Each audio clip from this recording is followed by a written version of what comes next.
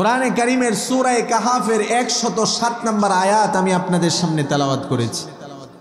আল্লাহ পাক রব্বুল আলামিন সূরা কাহাফের 107 নম্বর আয়াতের মধ্যে আমাদেরকে বলেন, ও আমার ঈমানদার বান্দারা, আমি আল্লাহর জন্য তোমরা দুইটি কাজ করো।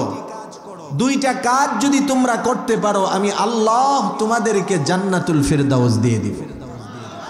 সুবহানাল্লাহর আওয়াজটা নিচু হয়ে গেছে, আর একটু জোরে মুহাব্বতের সাথে বলেন সুবহানাল্লাহ। আল্লাহ পাক রব্বুল আলামিন সূরা কাহফের মধ্যে আমাদেরকে বলেন, ইন্নাল্লাযীনা আমানু ওয়া আমিলুস সালিহাতি কানাত লাহুম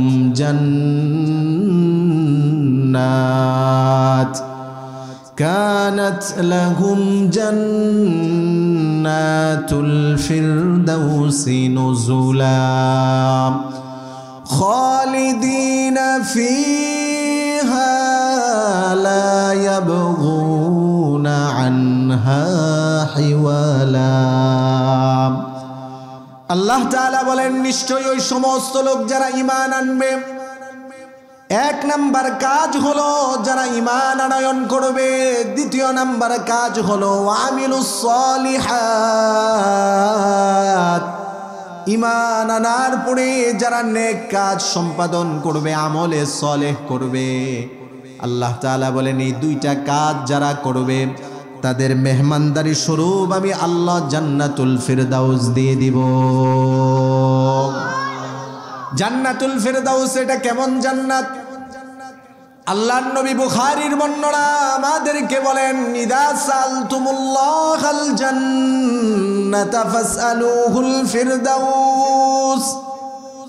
আল্লাহর নবী বলেন, ও আমার উম্মতেরা, যখনই তোমরা আল্লাহর কাছে জান্নাত চাইবে, তখন তোমরা আল্লাহর কাছে জান্নাতুল ফিরদাউস চাইবে।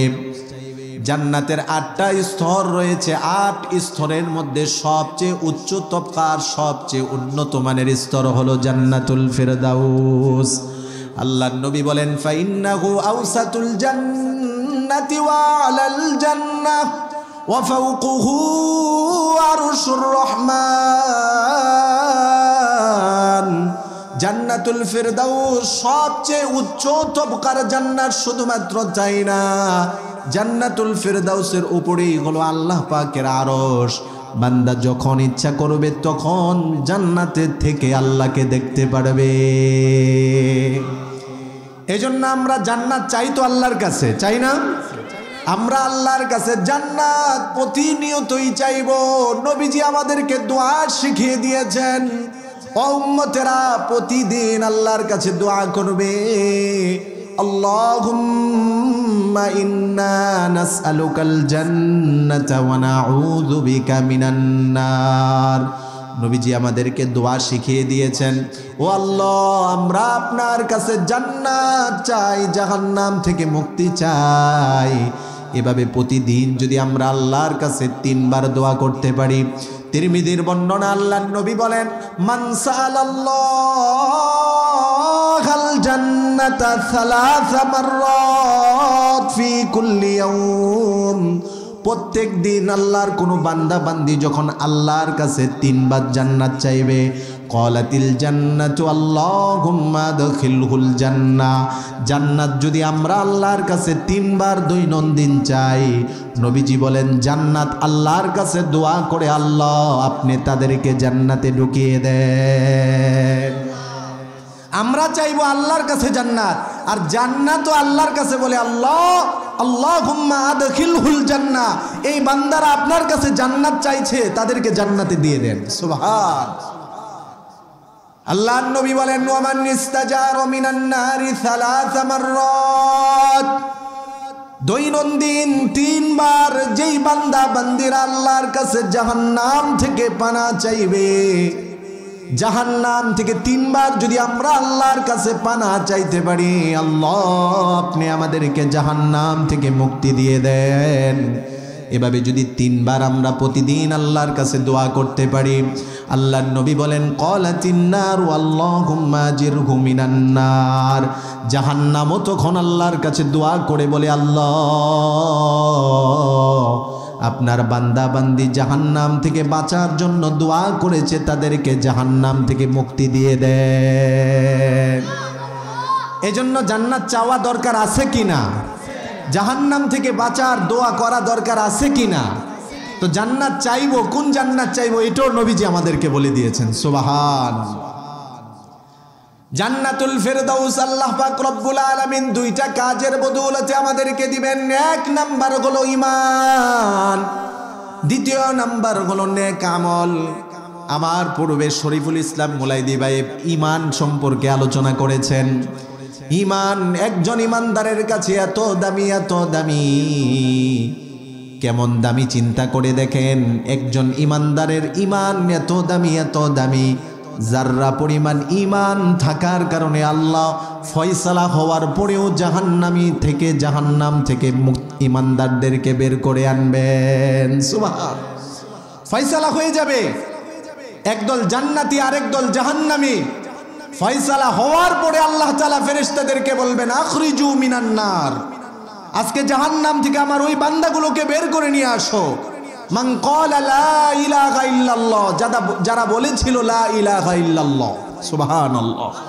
ওয়া ফি কলবিহি মিনাল খায়রি মা ইয়াজিনু যাররাতান, যারা বলেছে লা ইলাহা ইল্লাল্লাহ এবং যাদের অন্তরের মধ্যে যাররা পরিমাণ খায়ের আছে, কল্যাণ আছে, ঈমান আছে, তাদেরকে আজকে জাহান্নাম থেকে বের করে আনো। সুবহানাল্লাহ।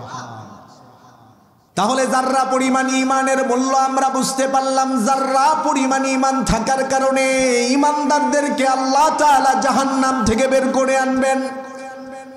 শুধুমাত্র জাহান্নাম থেকে বের করেই আল্লাহ তাআলা ক্ষান্ত হবেন না। যাররা পরিমাণ ঈমানদারের ঈমানের কারণে একজন সর্বশেষ জান্নাতি ব্যক্তির জান্নাতের পরিধি হবে এই দুনিয়ার 10 দুনিয়া পরিমাণ জান্নাতটাকে আল্লাহ দিয়ে দিবে। এই জন্য ঈমান অনেক দামি, অনেক মহামূল্যবান সম্পদ হলো ঈমানদারের কাছে ঈমান। এই কারণেই তো দেখা যায় ঈমানদার ঈমানের মূল্য যখন বুঝে যায়, ঈমানদারের কাছে যখন ঈমানের মূল্যবোধ বেড়ে যায়, ঈমানদারের কাছে ঈমান তখন এত দামি হয়ে যায়।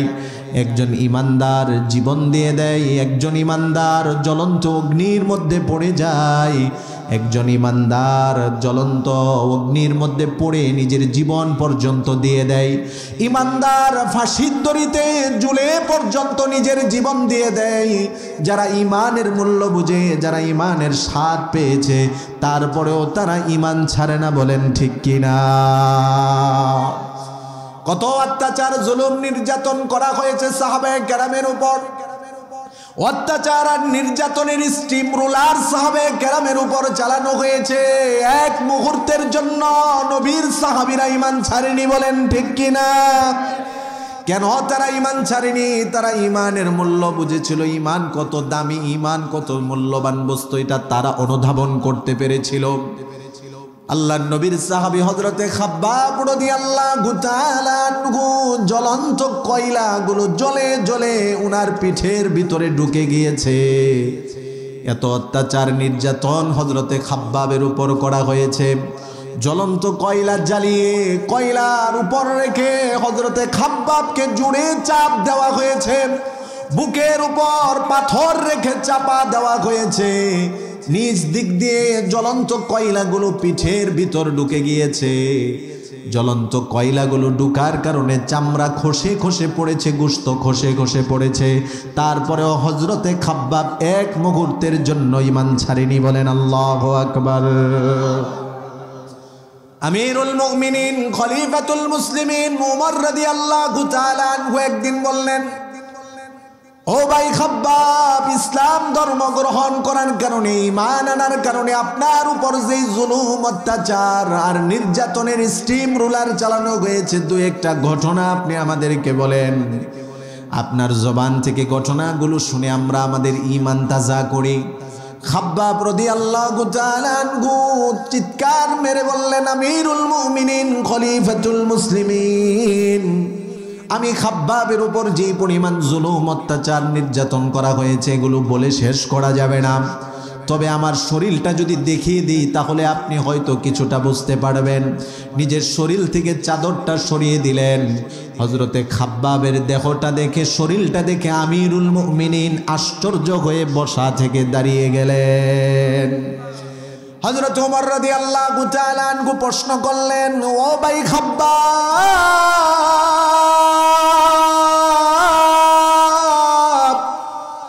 এই যে আপনার শরীরের মধ্যে, পিঠের মধ্যে বড় বড় ছিদ্র হয়ে আছে, আপনার কি কখনো বসন্ত রোগ হয়েছিল? আপনার কি বড় ধরনের কখনো কোনো রোগ হয়েছিল? হযরতে খাব্বাব বলে, আমিরুল মুমিনিন, কখনো আমার বসন্ত হয় নাই, কোনো রোগ হয়নি।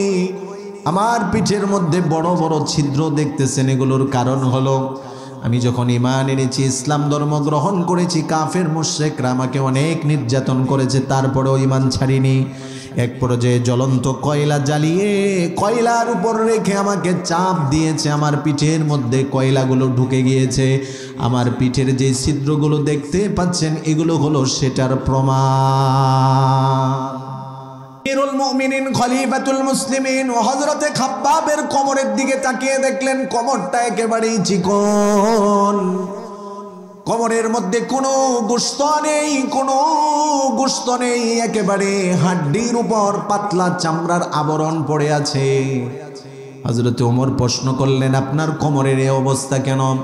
হযরতে খাব্বাব বলেন, শিকল দিয়ে আমাকে বেঁধে জ্বলন্ত কয়লার উপর রেখে টেনে হেঁচড়ে হেঁচড়ে আমাকে এদিক থেকে ওদিকে নিয়েছে, ওই দিক থেকে আমাকে এদিকে এনেছে। জ্বলন্ত কয়লার উপর টানার কারণে আমার গোশতগুলো, চবড়িগুলো খসে খসে পড়েছে। আল্লাহর কসম করে বলি, এক মুহূর্তের জন্য আমি আমার আল্লাহকে ভুলিনি। আল্লাহু আকবার। ঈমানি অগ্নি পরীক্ষা সাহাবায়ে কেরামের উপর হয়েছে। ঈমানি অগ্নি পরীক্ষা শুধুমাত্র সাহাবীদের উপর হবে এমনটাই নয়, ঈমানি অগ্নি পরীক্ষা যুগ যুগ ধরে ঈমানদারের উপর হবে, হয়েছে, ভবিষ্যতেও হবে। বলেন ঠিক কিনা? আল্লাহ তাআলা বলেন, আহাসিবান নাসু আইয়ুতরাকু আইয়াকুলু আমান্না ওয়া হুম লা ইফতানুন। তোমরা কি ধারণা করেছো তোমাদেরকে ছেড়ে দেওয়া হবে? তোমাদেরকে এভাবেই ছেড়ে দেওয়া হবে, তোমরা শুধু বলবে আমরা ঈমান এনেছি, মুখে দাবি করবে আমরা ঈমান এনেছি, আর তোমাদেরকে ঈমানি কোনো পরীক্ষা নেওয়া হবে না। তোমরা কি এটা ধারণা করেছো? না না, অবশ্যই তোমাদের পূর্ববর্তীদেরকে যেমন ঈমানি অগ্নি পরীক্ষা নেওয়া হয়েছে, যুগ যুগ ধরে কিয়ামত পর্যন্ত ঈমানদারদেরকে ঈমানি পরীক্ষা নেওয়া হবে। বলেন ঠিক কিনা? অতীতে ঈমানদারেরা ঈমানি পরীক্ষা দিয়েছেন, ঈমানদারেরা ঈমানের উপর অটল থেকেছেন, প্রয়োজনে ফাঁসির দড়িতে পর্যন্ত ঝুলে গিয়েছেন। ঈমানদারেরা ঈমানের উপর অটল থেকেছেন, গরম টকবগে তেলের মধ্যে পড়ে গিয়েছে। ঈমানদারেরা গরম টকবগে আগুনের মধ্যে পর্যন্ত ঝাঁপ দিয়েছে, তারপরেও ঈমান ছাড়েনি। অগ্নি পরীক্ষা হয়েছে, বর্তমানেও হচ্ছে। অনেক ঈমানদারেরা ঈমানি অগ্নি পরীক্ষা দিতে গিয়ে এখনো পর্যন্ত নিরপরাধ মাজলুম অবস্থায় কারাগারে বন্দী আছে। ঈমানদারের এটা ঈমানি পরীক্ষা। এই যে কয়েকদিন আগে আমাদের সবার হৃদয়টা ক্ষতবিক্ষত হয়েছে, ছোট্ট একটা মানুষ মাওলানা রফিকুল ইসলাম মাদানী অপরাধ কি করেছে, কি অন্যায় করেছে? এমন বড় কোনো অপরাধ করেনি, এমন কোনো অন্যায় করেনি যে তার পায়ের মধ্যে ডান্ডা বেরি পরানো লাগবে। হাতের মধ্যে শিকল পরিধান করিয়ে দেওয়া হয়েছে, মাথার মধ্যে হেলমেট, গায়ের মধ্যে বুলেট প্রুফ জ্যাকেট, কোমরের মধ্যে গরুর রশি। একটা ছোট্ট মানুষ ওজন দিলে তার শরীরের ওজন থেকে এই যন্ত্রের ওজনগুলো বেশি হবে। বলেন ঠিক কিনা? এইগুলো হলো ঈমানি পরীক্ষা। যুগ যুগ ধরে ঈমানদারেরা ঈমানি পরীক্ষা দিয়ে এসেছে, নিরপরাধ, কোনো অন্যায় থাকবে না, অন্যায় একটাই। ঈমানদারেরা বলবে আইয়াকুলু আমান্না বিল্লাহিল আজিজিল হামিদ। ঈমানদারের অন্যায় অপরাধ একটাই থাকবে, কাফেরদের কাছে, জালেমদের কাছে অন্যায় অপরাধ একটাই থাকবে। ঈমানদাররা বলবে আমরা আল্লাহর প্রতি ঈমান এনেছি। এই কথার কারণে ঈমানদারদেরকে জালেমের জুলুম সহ্য করা লাগবে। ঠিক কিনা? এটা নতুন কিছু না। অনেক আগ থেকে হয়ে আসতেছে। আল্লাহ পাক রব্বুল আলামিন যুগ যুগ ধরে যারা ঈমানদার, ঈমানি অগ্নি পরীক্ষা তাদের উপর হয়েছে, হবে, ভবিষ্যতেও হবে। এটা স্মরণ রাখতে হবে সবাইকে। আমাদের উপর কিছুটা জুলুম আসলে, অন্যায় অনাচার আসলেই আমরা যেন হতাশ না হয়ে যাই, ঈমান যেন না ছেড়ে দেই। এই জন্য যুগ যুগ ধরে ঈমানদারদের ঘটনাগুলো আমাদের জন্য স্মরণীয় হয়ে আছে, ঠিক কিনা বলে? মুসলিম শরীফের লম্বা হাদিস, ৭৭০৩ নম্বর হাদিস। আমি সংক্ষিপ্ত আকারে বলবো আপনাদেরকে বোঝার জন্য। আপনারা যারা বিস্তারিত পড়তে চান, মুসলিম শরীফের এই হাদিসটা আপনারা পড়বেন। শুধুমাত্র এটা হাদিস না, কোরআনে কারিমে সূরা বুরুজের মধ্যে আল্লাহ পাক রব্বুল আলামিন একে একে 4টা কসম করেছেন। কয়টা কসম? 4টা কসম করেছেন। আচ্ছা, আমি আপনাদেরকে একটা প্রশ্ন করি। আল্লাহ তাআলা কথা বললে ওই কথাটা সত্য প্রমাণিত হওয়ার জন্য কসম খাওয়ার কোনো প্রয়োজন আছে? জুড়ে বলেন, আছে? তারপরেও আল্লাহ তাআলা কিছু কিছু বিষয়ের ক্ষেত্রে কসম খেয়েছেন গুরুত্ব বোঝানোর জন্য, ঠিক কিনা বলেন? এই যে এই ঘটনাটা বলার ক্ষেত্রে আল্লাহ তাআলা বলেন, 1 নাম্বার কসম করেছেন ওয়াসসামাই যাতিল বুরুজ। আবার আমাদের বর্তমানে একদল ফিতনাবাজ লোক বের হয়েছে যাদেরকে আমরা আহলে হাদিস নামে চিনি। এদের মধ্য থেকে একজন বড়, এদের শায়েখ মুজাফফর বিন মুহসিন কয়েকদিন আগে নতুন এক ফতোয়া ডেলিভারি দিয়েছিল, সূরা বুরুজ নাকি কোরআনের কোনো অংশ না। বলেন নাউজুবিল্লাহ। বলে সূরা বুরুজ এটা পুরাটাই জাল। কোরআনের মধ্যে সূরা বুরুজ একটা পুরা সূরাটাকে, গুরুত্বপূর্ণ একটা সূরাটাকে জাল বলা, এই কথাটা যদি সে বিশ্বাস করে থাকে তাহলে তো তার ঈমান না থাকার কথা, ঠিক কি না বলেন? সূরা বুরুজ কেন, কোরআনে কারীমের একটা অংশ জাল নয়, একটা অংশ মিথ্যা নয়। যে এটা বিশ্বাস করবে ঈমানদার, তার ঈমান চলে যাবে। বলেন ঠিক কি না? যারা বলল বা যে বলেছে সূরা বুরুজ জাল, খোঁজ নিয়ে দেখেন হয়তো তার জন্মের মধ্যে জাল আছে। কোরআনে কারীমের একটা সূরা জাল হয় কিভাবে? গুরুত্বপূর্ণ এই সূরাটাকে বলে জাল। আল্লাহ এই ফিতনাবাজ কওম থেকে উম্মতকে হেফাজত করুক, বলেন আমিন। সূরাটার মধ্যে আল্লাহ তাআলা 1 2 3 4টা কসম করেছেন। 1 নাম্বার কসম ওয়াসসামাই যাতিল বুরুজ, নক্ষত্র বিশিষ্ট আকাশের কসম। 2 নাম্বার শপথ ওয়াল ইয়াউমিল মাউউদ, প্রতিশ্রুত দিবসের শপথ। 3 নাম্বার কসম ওয়াশাহিদি ওয়া মাশহুদ, শাহেদ এবং মাশহুদের শপথ। তাফসীরে ইবনে কাসিরের মধ্যে এসেছে শাহেদ দ্বারা জুমার দিন, মাশহুদ দ্বারা ইয়াউমে আরাফা। 4টা কসম করে আল্লাহ তাআলা একটা ঘটনার প্রতি ইঙ্গিত করেছেন, কুতিলা আসহাবুল উখদুদ, যারা অগ্নি প্রজ্বলিত করেছিল, মুড়ে মুড়ে যারা আগুন জ্বালিয়েছিল তারা ধ্বংস হয়েছে। এই ঘটনাটা কোন ঘটনা? এটাই বিস্তারিত এসেছে তাফসীরের মধ্যে এবং এটাই বিস্তারিত এসেছে মুসলিম শরীফের ৭৭০৩ নম্বর হাদিস। নবী করিম সাল্লাল্লাহু আলাইহি ওয়াসাল্লাম বলেন, কানা ক্বাবলাকুম কানা ফী মান ক্বাবলাকুম, তোমাদের পূর্ববর্তী জমানার একজন জালেম বাদশা ছিল। যুগ যুগ ধরে প্রত্যেকটা হকের সাথে বাতিল ছিল, বাতিলের সাথে হক ছিল, ঠিক কি না বলেন? আর এটাই ইতিহাস সাক্ষী হয়ে আছে, থাকবে। যুগ যুগ ধরে প্রত্যেকটা হককে আল্লাহ তাআলা বিজয় দান করেছেন, বাতিলকে আল্লাহ তাআলা পরাজয় করেছেন, বাতিলের অস্তিত্ব জমিন থেকে মিটিয়ে দিয়েছেন। এখনো যারা বাতিল, ভবিষ্যতেও যারা হবে, আল্লাহ তাআলা হকদেরকেই বিজয় দান করবেন। বলেন ঠিক কি না? বাতিল জমিন থেকে ধূলিসাৎ হয়ে যাবে। বলেন ঠিক কি না? সাময়িক বাতিলের পর জয় থাকে, সাময়িক কিছু সময়ের জন্য বাতিল অনেক জয় হয়ে যায়, মনে করে যে সে অনেক উপরে উঠে গেছে।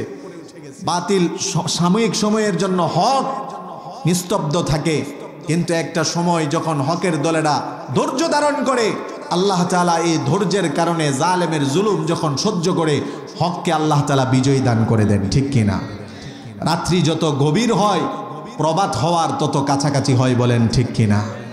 রাত্রি যত গভীর হবে, মনে রাখতে হবে সেই আকাশের সূর্যটা আবার উদিত হবে, পুরো পৃথিবীটাকে আলোকিত করবে। ঠিক তদ্রূপভাবে ইমানদারের উপর যত জুলুম, যত অত্যাচার আসবে, মনে রাখবেন সামনে ইসলামের বিজয় আসবে। বলেন ঠিক কিনা? শর্ত হলো ইমানদাররা ইমানের উপর অটল থাকা লাগবে। আল্লাহর নবী বলেন, মুসলিমের বর্ণনা, তোমাদের পূর্ববর্তী জমানার একজন জালেম বাদশা ছিল। তাফসীরের মধ্যে এসেছে ওই বাদশাটা ছিল ইয়ামানের বাদশা। এত বড় জালেম ছিল, এত বড় জালেম ছিল, একদিনে সে 20,000 মুসলমানকে, নিরপরাধ মুসলমানকে হত্যা করেছে। বলেন নাউযুবিল্লাহ। আল্লাহর নবী বলেন, ইয়ামানের সেই জালেম বাদশা এক পর্যায়ে জুলুম করতে করতে তার ক্ষমতা স্থায়ী হয়ে গেল। যখন সে মনে মনে ভাবতে লাগলো আমাকে তো আর কেউ হারাতে পারে না, এক পর্যায়ে নিজেকে সে খোদা বলে দাবি করলো। বলেন নাউযুবিল্লাহ। ইয়ামানের জালেম বাদশা বলল, আমি আমার রাজ্যের মধ্যে আমি খোদা, আমি ছাড়া যারা অন্যকে খোদা মানবে, রব হিসাবে স্বীকার করবে, তাদেরকে হত্যা করা হবে, আমাকেই রব বলে মানতে হবে। ওই শহরের সমস্ত মানুষগুলো তার অত্যাচার জুলুম থেকে বাঁচার জন্য তাকে রব হিসাবে গ্রহণ করে নিয়েছিল। জালেম বাদশার দরবারে বড় বড় জাদুকর ছিল, আর বড় বড় জাদুকররা তাদের জাদুর প্রভাবে জালেম বাদশার জুলুমগুলো জমিনে টিকিয়ে রাখত। ওই জালেম বাদশার দরবারে একজন বড় জাদুকর ছিল। সে যখন বয়স্ক হয়ে গেল, বৃদ্ধ হয়ে গেল, আল্লাহর নবী বলেন, ফালাম্মা কাবিরা, লোকটা যখন বৃদ্ধ হয়ে গেল, বাদশাকে এবার ডাক দিয়ে বলে, ও বাদশা মহোদয়, আমি তো বৃদ্ধ হয়ে গেলাম, আমি তো হয়তো দুনিয়াতে আর বেশি দিন বাঁচব না, এমন একটা যুবক, চালাক চতুর একটা শিক্ষিত যুবক আমাকে দেন, আমি জাদুবিদ্যাটা তাকে শিখিয়ে যাব, আমার মৃত্যুর পরে আমার হয়ে সে আপনার কাজগুলো করে দিবে। জালেম বাদশা এটাকে বড় একটা সুন্দর প্রস্তাব মনে করল। জালেম বাদশা বলল, ঠিক আছে। ইয়ামানের তৎকালীন শহরের মধ্যে সবচেয়ে জ্ঞানী গুণী চালাক একটা যুবককে খুঁজে বের করলো। তাফসীরের মধ্যে যুবকের নাম এসেছে আব্দুল্লাহ বিন তামের। আব্দুল্লাহ বিন তামেরকে বের করে জালেম বাদশা বলতেছে, ও আব্দুল্লাহ, তুমি প্রতিদিন ওই জাদুকরের কাছে যাবে, জাদুকরের কাছে গিয়ে জাদুবিদ্যা শিক্ষা গ্রহণ করবে। তুমি যখন জাদুবিদ্যায় পাণ্ডিত্য অর্জন করবে, তখন তার পদে আমি তোমাকে বসাবো। যুবক আব্দুল্লাহ প্রতিদিন তার বাড়ি থেকে জাদুকরের বাড়িতে যায়, জাদুকরের বাড়ি থেকে তার বাড়িতে আসে। কিন্তু যুবক আব্দুল্লাহ চালাক চতুর ছিল। এই যে একজন জালেম বাদশাকে শহরের মানুষগুলো রব হিসাবে স্বীকার করে নিয়েছে, যুবক আব্দুল্লাহ মাঝে মাঝে চিন্তা করে, কোনো জালেম ব্যক্তি কোনো ব্যক্তির রব হতে পারে না, রব তো তিনিই হবেন যিনি আসমান এবং জমিনের রব। বলেন ঠিক কিনা? মনে মনে তার এই চিন্তা ছিল, কিন্তু সঠিক পরিচয় সে এখনো পায়নি। এই আব্দুল্লাহ বিন তামের তার বাড়ি থেকে জাদুকরের বাড়ি, জাদুকরের বাড়ি থেকে তার বাড়িতে যাওয়া আসার মাঝখানে তৎকালীন খ্রিস্টান ধর্মের একজন পাদ্রী রাস্তার মধ্যে বসে বসে, গাছের নিচে বসে বসে একজন আলেম মানুষকে দিন শিখাতো। সুবহানাল্লাহ বলেন। যুবক আব্দুল্লাহ বিন তামের একদিন যুবক ওই আলেমের মজলিসের মধ্যে বসে পড়ল।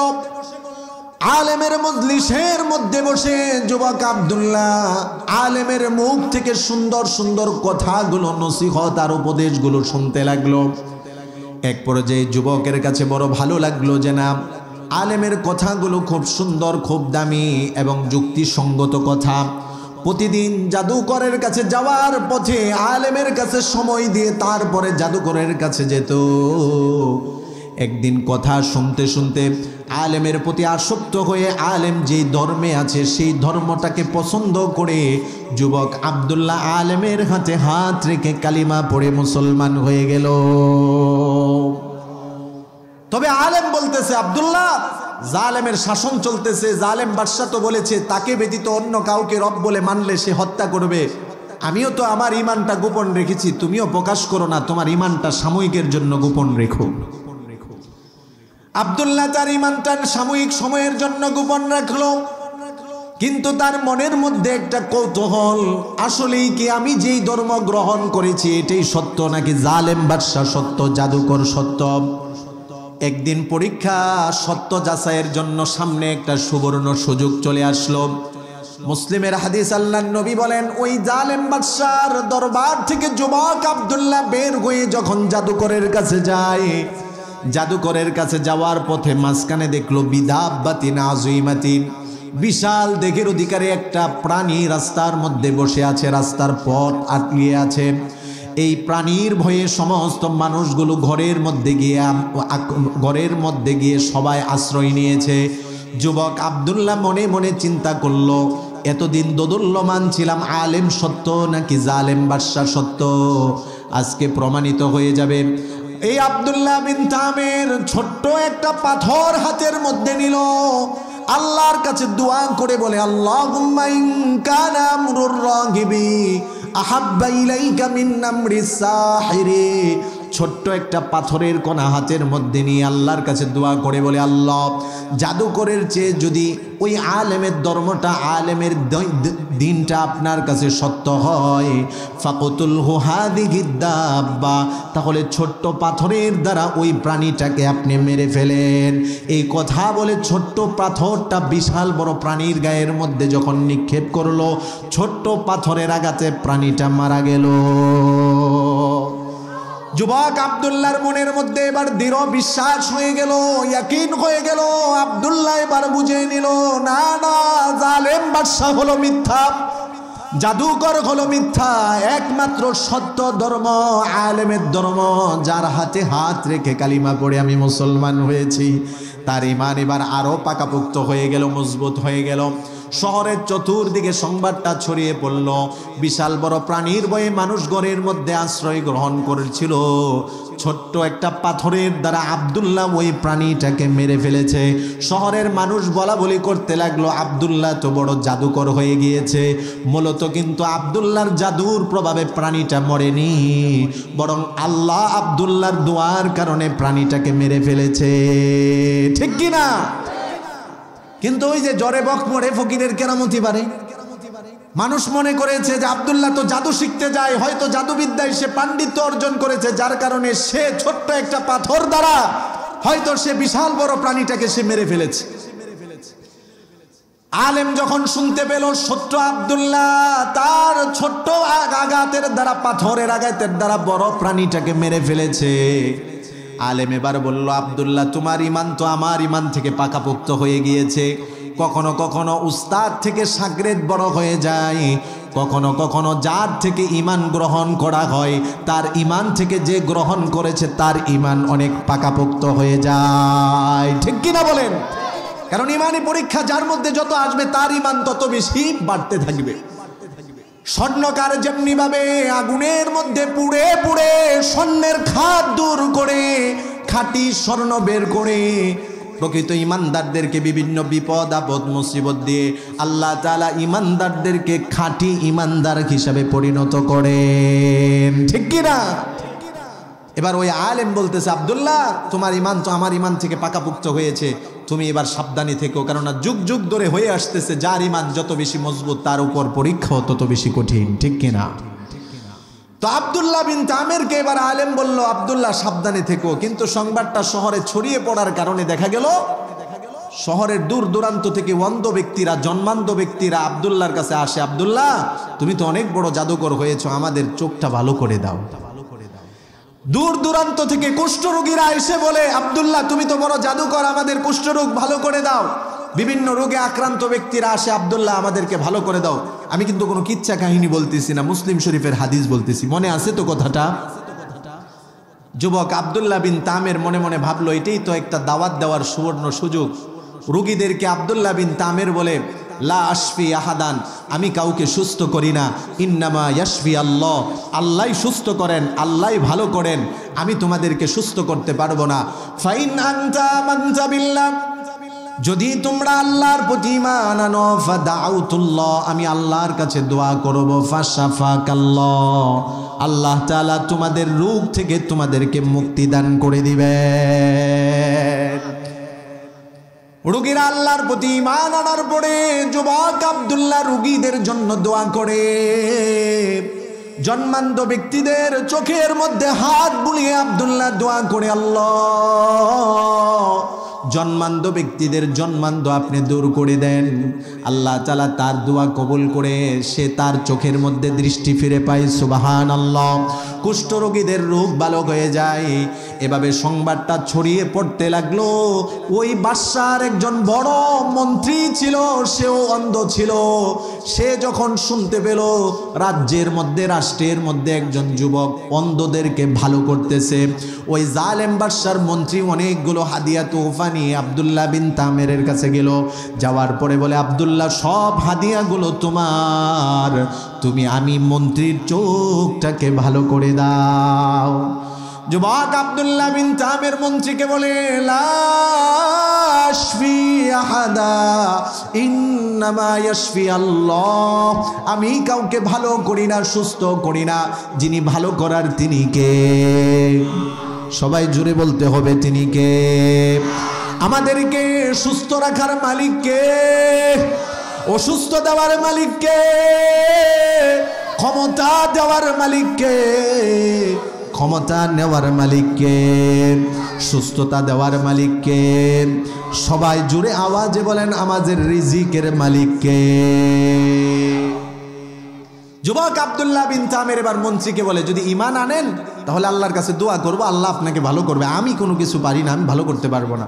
মন্ত্রী বলে, যদি তোমার দাওয়াত অনুযায়ী আল্লাহর প্রতি ঈমান আনি তাহলে তো বাদশা তো আমার পদ তো নিবে, আমাকে তো হত্যাও করবে। এবার আব্দুল্লাহ বিন তামের বলে, আপনার ইচ্ছা, আপনি ঈমান আনবেন, ঈমান এনে চোখ পেতে চান, নাকি আপনার পদ নিয়ে জীবিত থাকতে চান? এক পর্যায়ে মন্ত্রী অনেক চিন্তা ভাবনা করলো, মনে মনে ভাবলো, এই মন্ত্রিত্ব দিয়ে লাভ কি? এখনো পর্যন্ত সুন্দর দুনিয়াটা দেখতে পেলাম না। এই মন্ত্রিত্ব দিয়ে লাভ কি? এখনো পর্যন্ত সুন্দর পৃথিবীটা আমি দেখতে পারলাম না। নিজের শরীরটা, নিজের দেহটা এখনো পর্যন্ত দেখতে পারলাম না। এই মন্ত্রিত্ব দিয়ে লাভ নেই, এই জীবনের কোনো মানে হয় না।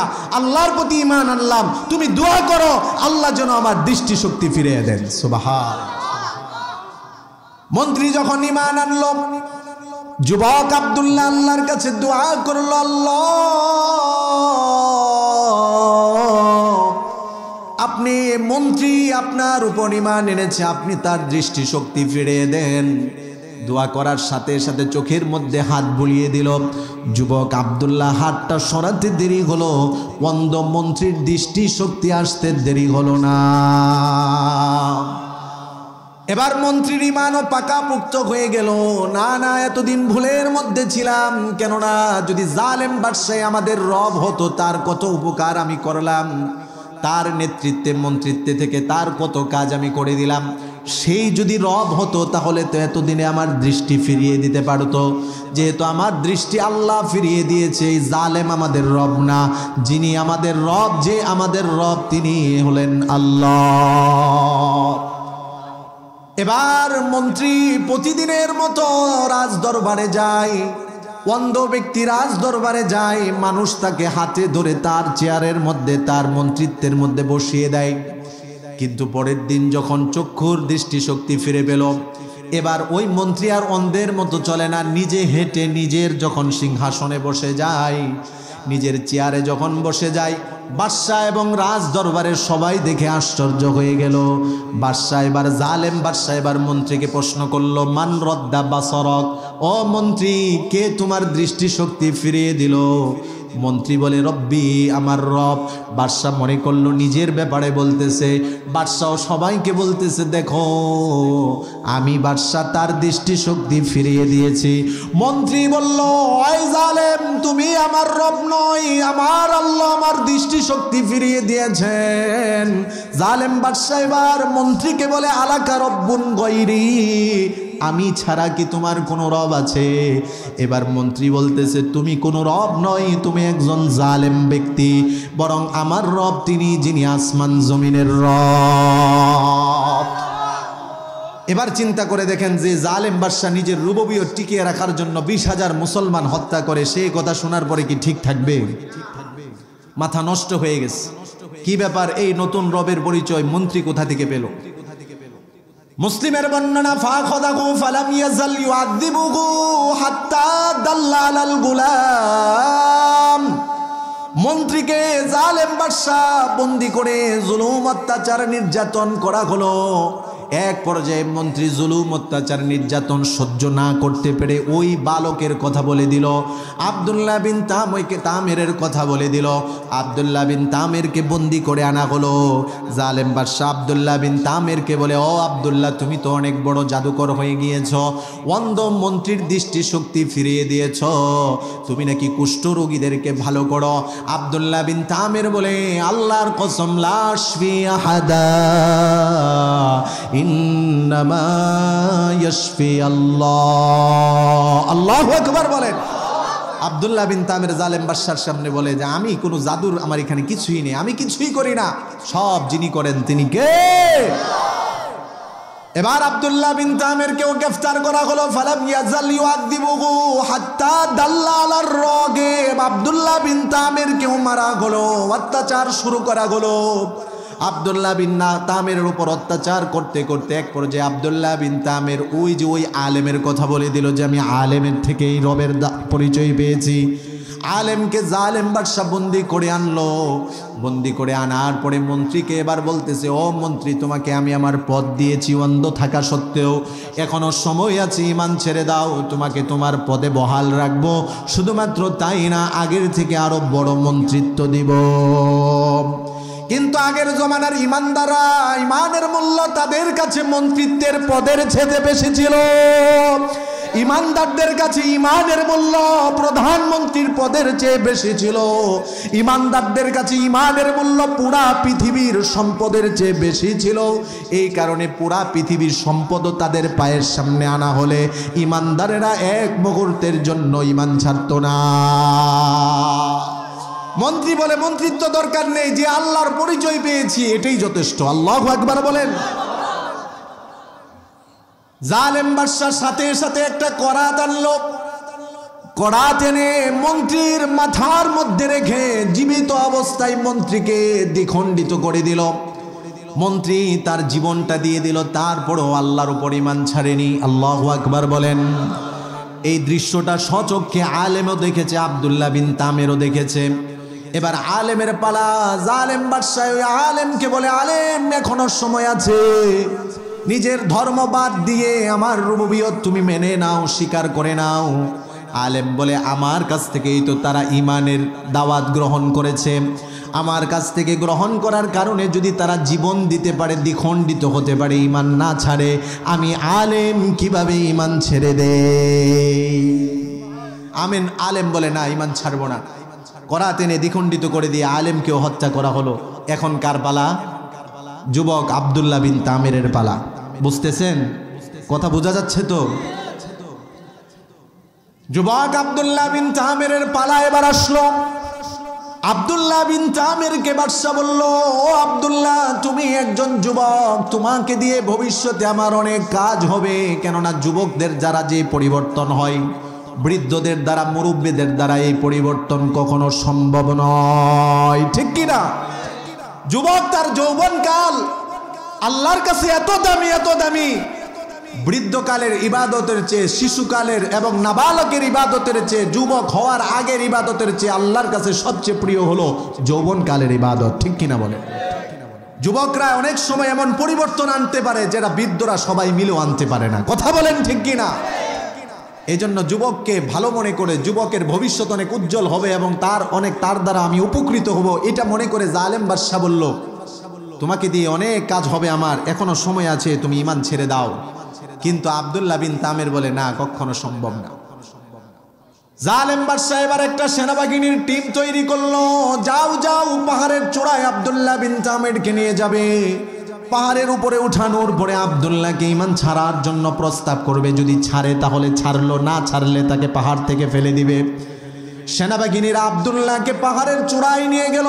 পাহাড়ের উপরে উঠানোর পরে আব্দুল্লাহ বিন তামেরকে প্রস্তাব করা হলো, ও আব্দুল্লাহ, ঈমান ছাড়ো, তোমাকে আমরা ছেড়ে দেব। পাহাড়ের উচ্চ চূড়ার মধ্যে বসে আব্দুল্লাহ বিন তামের আল্লাহর কাছে দোয়া করে, আল্লাহুম্মা কফিনিহিম বিমা শি'তা, আল্লাহ গো, আপনি তাদের জন্য আমার জন্য যথেষ্ট হয়ে যান। সুবহানাল্লাহ। আব্দুল্লাহ বিন তামের পাহাড়ের চূড়ায় থেকে এই দোয়া করার সাথে সাথে এমন ভূমিকম্প শুরু হয়ে গেল। সমস্ত সেনাবাহিনীগুলো পাহাড় থেকে ধসে পড়ে মারা গেল। কিন্তু আব্দুল্লাহ বিন তামির সুস্থ অবস্থায় বাদশার কাছে চলে আসলো। বাদশা এবার প্রশ্ন করে, মা ফাআলা আসহাবুকা, ও আব্দুল্লাহ, তোমার সাথে যে বাহিনী পাঠিয়েছিলাম তারা কোথায়, তাদের কি অবস্থা? আব্দুল্লাহ বিন তামির এবার উত্তর দেয়, কাফানিহিমুল্লাহ, আমার আল্লাহ আমার জন্য তাদের ব্যাপারে যথেষ্ট। সুবহানাল্লাহ। মুহাদ্দিসিনে কেরামগণ বলেন, কোন ব্যক্তি যখন আল্লাহুম্মা কফিনিহিম বিমা শিতা বলে কারো কাছে যায়, কোন জালেম ব্যক্তি তার উপর জুলুম করতে পারে না। সুবহানাল্লাহ। দোয়াটা মুখস্থ করে নেবেন, আল্লাহুম্মা কফিনিহিম বিমা শিতা। এবার জালেম বাদশা বলল, একটা সেনাবাহিনী তৈরি করলো, একটা সেনাবাহিনী তৈরি করে জালেম বাদশা বলল, ও সেনাবাহিনীরা, আব্দুল্লাহ বিন তামিরকে তোমরা সমুদ্রে নিয়ে যাও, পাহাড়ে রেখে হয়তো তাকে মারতে পারিনি, তাকে সমুদ্রের মধ্যে নিয়ে যাও। তখন পাহাড়ের মধ্যে তাকে না মারতে পেরে সমুদ্রের মধ্যে সেনাবাহিনীরা যখন নিয়ে গেল, সেনাবাহিনীরা সমুদ্রের মাঝখানে নিয়ে যাওয়ার পরে আব্দুল্লাহ বিন তামিরকে বলল, আব্দুল্লাহ এখনো সময় আছে, ঈমান ছেড়ে দাও। আব্দুল্লাহ তখন সমুদ্রের মাঝখানে থেকে আবার আল্লাহর কাছে দোয়া করে, আল্লাহুম্মা কফিনিহিম বিমা শিতা। যখন এই দোয়া করা শুরু করে দিল, সমুদ্রের মধ্যে এমন উত্তাল ঢেউ শুরু হয়ে গেল, সমস্ত জালেম বাদশার সেনাবাহিনীগুলো সমুদ্রের মধ্যে পড়ে মারা গেল। ইতিহাস সাক্ষী, হাদিস সাক্ষী, বিন তামির পানির উপর হেঁটে হেঁটে বাদশার কাছে চলে আসলো। মুসলিমের বর্ণনা, আল্লাহর নবী বলেন, আব্দুল্লাহ বিন তামির যখন পানির উপর দিয়ে হেঁটে হেঁটে জালেম বাদশার কাছে আসলো, বাদশা এবার আবার প্রশ্ন করলো, মা ফাআলা আসহাবুকা, ও আব্দুল্লাহ, তোমার সাথী সঙ্গীর কি ব্যাপার, সেনাবাহিনী যাদেরকে পাঠিয়েছিলাম তাদের কি খবর? আব্দুল্লাহ বিন তামির বলে, কাফানিহিমুল্লাহ, আমার আল্লাহ আমার জন্য যথেষ্ট হয়েছেন। এখন জালেম বাদশা আব্দুল্লাহ বিন তামিরকে প্রশ্ন করে, ও আব্দুল্লাহ, তোমাকে কি আমি কোনোভাবেই মারতে পারবো না? পাহাড়ের চূড়ায় নিয়ে চেষ্টা করলাম, মারতে পারলাম না। সমুদ্রের গভীরে নিয়ে তোমাকে হত্যা করার জন্য চেষ্টা করলাম, মারতে পারলাম না। তোমাকে কি আমি হত্যা করতে পারবো না? মুসলিম শরীফের হাদিস। আব্দুল্লাহ বিন তামির বলে, আমি যতক্ষণ যেভাবে বলবো সেভাবে যদি না মারেন, আপনি যতই চেষ্টা করেন, আমার আল্লাহ আমাকে বাঁচাবে। সুবহানাল্লাহ। আব্দুল্লাহ বিন তামির বলে, আমাকে মারতে হলে আমি যেভাবে বলবো সেভাবে মারতে হবে, আপনার পদ্ধতিতে আপনি মারতে পারবেন না। জালেম বাদশা এবার বলতেছে, ঠিক আছে, তোমাকে কিভাবে মারবো? আব্দুল্লাহ বিন তামির বলতেছে, সমস্ত ইয়ামানবাসীদেরকে এক জায়গায় জমা করেন এবং আমি আপনাকে, সবাই জমা হওয়ার পরে আব্দুল্লাহ বিন তামির বলতেছে, নিজের থেকে একটা ধনুক বের করে, এই যে একটা ধনুক নেন, তীর নেন, এই তীর দিয়ে দূরে থেকে আপনি আমাকে নিক্ষেপ করবেন তীরটা, আর আমি একটা বাক্য বলে দিব, এই বাক্য বলতে হবে আপনার মুখে। আব্দুল্লাহ বিন তামির বলতেছে যে এই বাক্যটা বলে আপনি আমার দিকে তীর মারবেন, কি? বিসমিল্লাহি রব্বিল গুলাম। সুবহানাল্লাহ। জালেম বাদশা আব্দুল্লাহ বিন তামিরকে মারার চিন্তায়, আর এটা তার জেহনে আসলো না যে সে কি বলতেছে। তীরটা হাতের মধ্যে নিয়ে বিসমিল্লাহি রব্বিল গুলাম বলে যখন তীর নিক্ষেপ করলো, মুসলিম শরীফের হাদিস, আব্দুল্লাহ বিন তামিরের এখানে লেগে রক্তক্ষরণ হয়ে তার মৃত্যু হলো, ইন্তেকাল হয়ে গেল। কিন্তু যখন জালেম বাদশা বলল বিসমিল্লাহি রব্বিল গুলাম, ইয়ামানের সমস্ত ইয়ামানবাসীরা সাথে সাথে বলতে লাগলো, আমান্না বিরব্বিল গুলাম, আমরাও এই গুলামের রবের প্রতি ঈমান আনলাম। সুবহান। চতুর্দিক হতে ইয়ামানের সমস্ত মানুষগুলো আল্লাহর উপর ঈমানের সাক্ষী দিয়ে দিল, আল্লাহর তাওহীদে বিশ্বাস করে ফেললো যে আল্লাহ একমাত্র আমাদের রব, আল্লাহ আমাদের সব। এই জালেম বাদশা কখনো রব হতে পারে না। আল্লাহু আকবার বলেন। বাদশার তো এখন মাথা নষ্ট। এতদিন এক আব্দুল্লাহ ছিল ইমানদার, এখন আব্দুল্লাহর মৃত্যু হয়েছে, হাজার আব্দুল্লাহ তৈরি হয়ে গিয়েছে। ঠিক কিনা বলেন? ইতিহাস সাক্ষী, যুগ যুগ ধরে যতই ইমানদারদের উপর কাফের মুশরিকরা জুলুম, অত্যাচার, নির্যাতন করেছে, ওরা মনে করেছিল ইমানদারদেরকে জমিন থেকে মিটিয়ে দিবে। ইমানদাররা দিনকে দিন বাড়তেই আছে। ঠিক কিনা বলেন? এক পর্যায়ে এখন প্রত্যেকটা গর্তের সূরা বুরুজের 4টা কসম করে আল্লাহ তাআলা যেই কথাটা বলেন, কুতিলা আসহাবুল উখদুদ, জালেম বাদশা এখন পরামর্শ দিল, প্রত্যেকটা রাস্তার চৌরাস্তার মুড়ে মুড়ে একটা করে গর্ত খনন করো, যত ইমানদার আমাকে বাদ দিয়ে আল্লাহকে রব বলে স্বীকার করেছে সবাইকে গর্তের মধ্যে রেখে আগুন দিয়ে পুড়িয়ে তাদেরকে শেষ করে দাও। নাউজুবিল্লাহ। প্রত্যেকটা মুড়ের মধ্যে গর্ত খনন করা হলো, আগুন জ্বালিয়ে দেওয়া হলো। তাফসিরে ইবনে কাসিরের মধ্যে এসেছে হাজার হাজার ইমানদারদেরকে হত্যা করলো। প্রত্যেকটা ইমানদার জ্বলন্ত আগুনের মধ্যে পড়ে নিজের জীবন দিয়ে দিল, কিন্তু আল্লাহর প্রতি যারা ঈমান এনেছে এক মুহূর্তের জন্য ঈমান ছাড়েনি। মুসলিমের হাদিসের মধ্যে এসেছে একজন মহিলার পালা আসলো, মহিলাও ঈমান এনেছিল, মহিলার কুলের মধ্যে 6 মাসের একটা দুধের বাচ্চা ছিল। 6 মাসের দুধের বাচ্চা মহিলার বুক থেকে দুধ পান করতেছে। এমন সময় মহিলার পালা আসলো যে মহিলাকে আগুনের মধ্যে লাফ দিতে হবে। মহিলা চিন্তা করতেছে আগুনে লাফ দিব নাকি বাচ্চাকে বাঁচাবো, আমি যদি মারা যাই বাচ্চাটার কি হবে।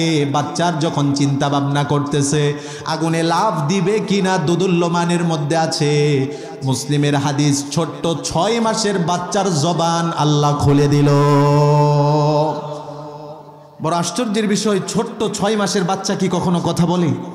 মা যখন চিন্তা ভাবনা করতেছে লাভ দিব কিনা, ইমান বাঁচাবো কিনা, নাকি ইমান ছেড়েই দিব, ছোট্ট বাচ্চা মেয়ে বলতেছে, মুসলিমের হাদিস, ইসবিরি ফাইন্নাকি আলাল হাক্কি, মা ধৈর্য ধারণ করো, তুমি হকের উপর আছো, সত্যের উপর আছো। যদিও দেখতেছো আগুন, এটা আগুন না, লাফ দাও, আগুনকে জান্নাতের বাগানে আল্লাহ পরিণত করে দেবে। এই ঘটনাটাই মুসলিম শরীফের ৭৭০৩ নম্বর হাদিসের মধ্যে লম্বা বর্ণিত হয়েছে। আমার এটা বলার উদ্দেশ্য কি, আল্লাহ তাআলা সূরা কাহাফের মধ্যে বলেছেন ১০৭ নম্বর আয়াত, ইমানদারেরা একটা কাজ ঈমান আনো, দ্বিতীয় নাম্বার নেক কাজ করো, আমি আল্লাহ তোমাদেরকে জান্নাতুল ফিরদাউস দিয়ে দিব। সুবহান। আলহামদুলিল্লাহ, আমরা সবাই ঈমান এনেছি। এখানে আমরা যারা আছি, যারা শুনতেছি, যারা এসেছি, সবাই আমরা ঈমানদার। আবেদন করা ছাড়া, দরখাস্ত ছাড়া ঈমানের মতো দৌলত আল্লাহ দান করেছেন, আলহামদুলিল্লাহ বলেন। এখন কাজ হলো মৃত্যু পর্যন্ত ঈমানের উপর অটল থাকা, অবিচল থাকা আর নেক আমল করা। আল্লাহ তাআলা আমাদের সকলকে ঈমানের উপর অটল অবিচল থেকে নেক আমল বেশি বেশি করার তৌফিক দান করুক, আমিন। ওয়া আখিরু দাওয়ানা আলহামদুলিল্লাহি রাব্বিল আলামিন। আসসালামু আলাইকুম ওয়া রাহমাতুল্লাহি ওয়া বারাকাতুহু। আলহামদুলিল্লাহ, সুম্মা আলহামদুলিল্লাহ, জাযাকাল্লাহ।